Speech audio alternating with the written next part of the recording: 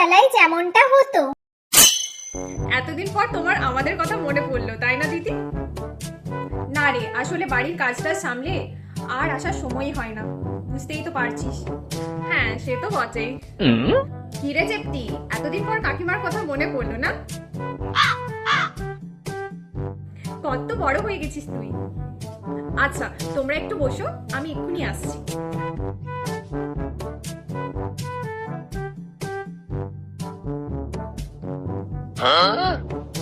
আরে এত কিছু কেন দিচ্ছিস?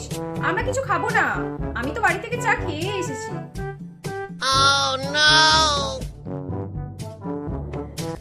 আরে বেশি কিছু না, শুধু তো ওই চা আর একটু বিস্কুট টিস্কুটি আছে, এগুলো তো খেতেই হবে।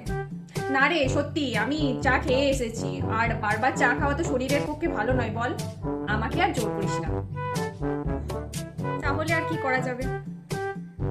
চেপটি, তুই বরং খা, দেখ আমি অনেক রকমের বিস্কুট এনেছি তোর জন্য। আরে ওকে কিছু দিস না, ও কিছু খেতেই পারে না, শুধু শুধু নষ্ট করবে, তুই এগুলো নিয়ে যা। নে খা।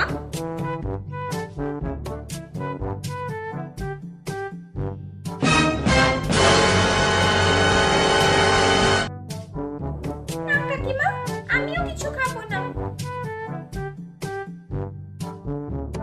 তোর মা তো না হয় চা খেয়ে এসেছে, কিন্তু তুই দেখ এইটা খা, খুব সুন্দর খেতে।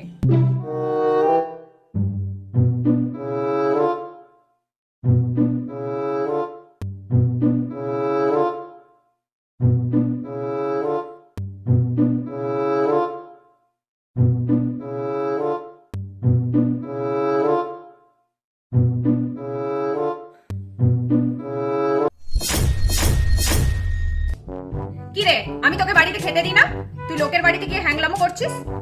বল, কেন হ্যাংলামো করছিস? বল বল, আজ আমি তোকে মেরে। আমাকে ছেড়ে দাও, আমি আর কোনোদিন লোকের বাড়িতে কিছু খাবো না। আর যদি কোনোদিন এরকম করতে দেখি, তাহলে তোর একদিন কি আমার একদিন, বুঝলি?